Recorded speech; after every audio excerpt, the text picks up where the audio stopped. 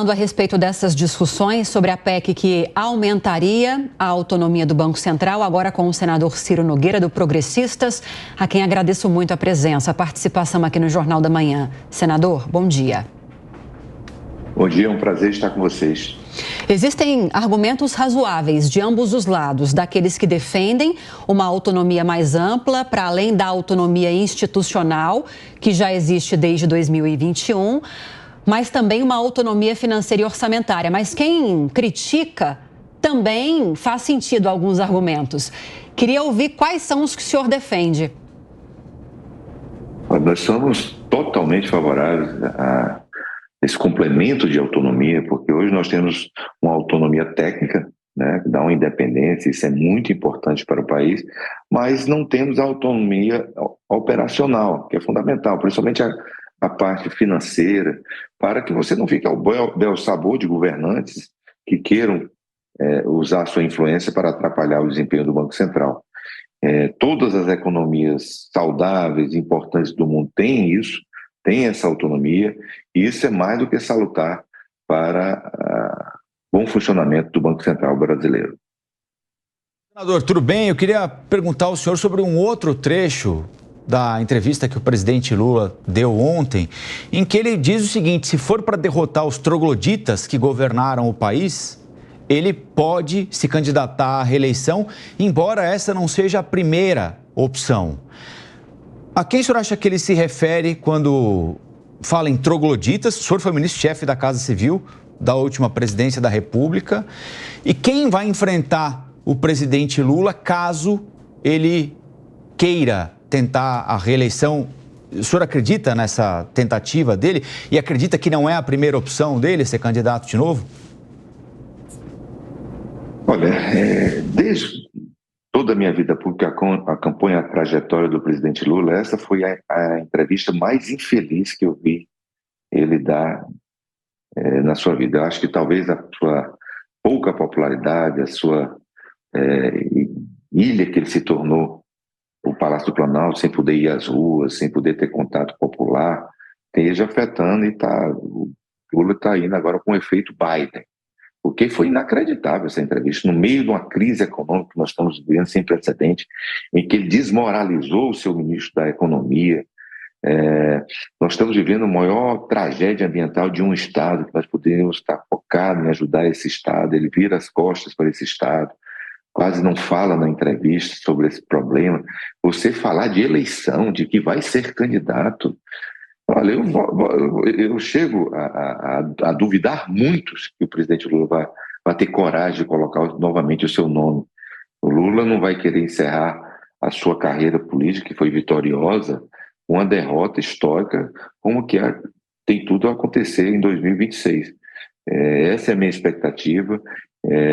Ele fechar, você viu aquele momento que ele compara uma criança, filha de uma mãe estuprada, com um monstro. Então foi uma entrevista completamente desequilibrada, de um homem público que está acuado, sem alternativas, e eu tenho certeza que isso, se o nosso Congresso Nacional não tomar providências, votando matérias como essa do Banco Central, para dar estabilidade econômica, nós vamos ter sérios problemas com a população e com a nossa economia.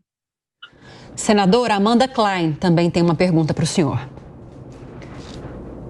Senador, bom dia, prazer falar com o senhor. Senador, só que o presidente Lula antecipou mesmo a corrida eleitoral de 2026, ele fez mais, ele chamou uma pessoa para o jogo, chamou o governador de São Paulo, Tarcísio de Freitas, colocou pela primeira vez como seu potencial adversário em 26 e não mencionou o nome do Bolsonaro durante toda essa entrevista, aliás, seguindo a orientação dos seus aliados de comunicação.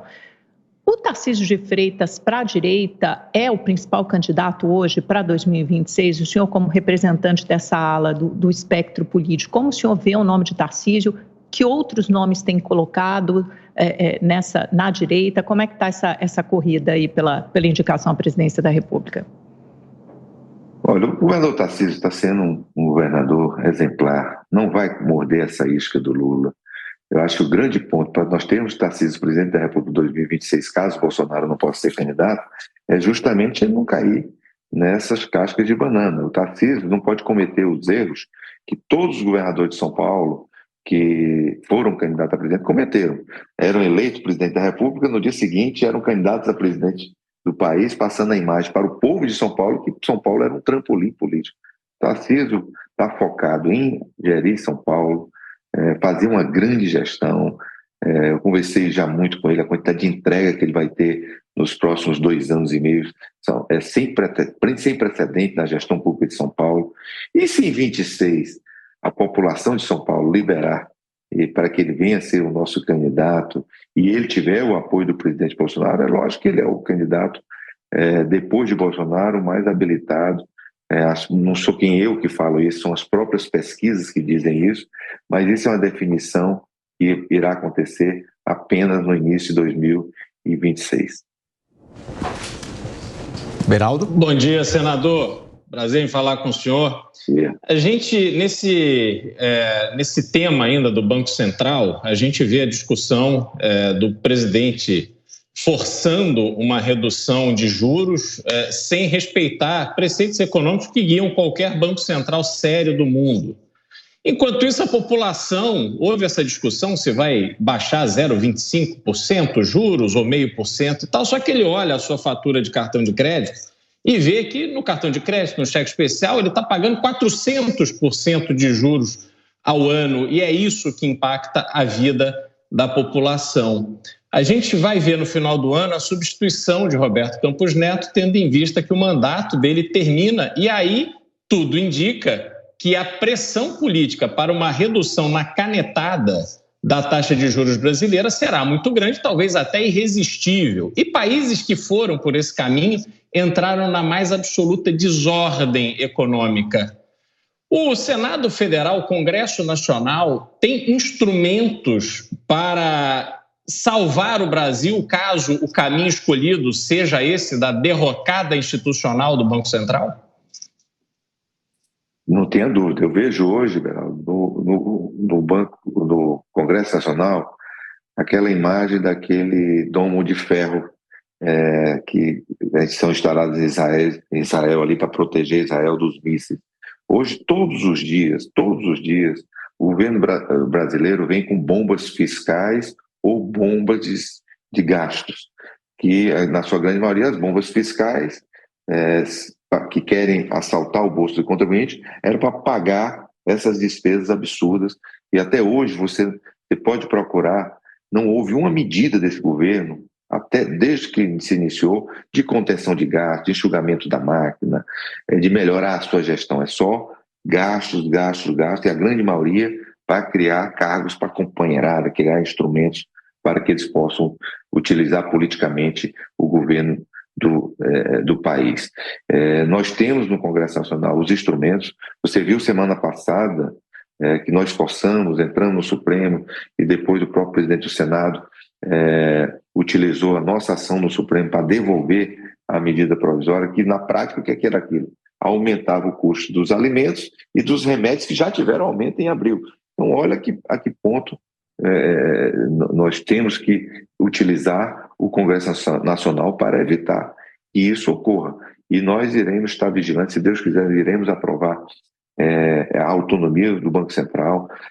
Existe uma insegurança, um pavor do mercado de quem é que o Lula vai colocar no lugar de um dos maiores economistas do mundo, que é o nosso presidente do Banco Central, que teve à frente nos últimos anos, e o Banco Central várias vezes foi eleito o melhor Banco Central do mundo.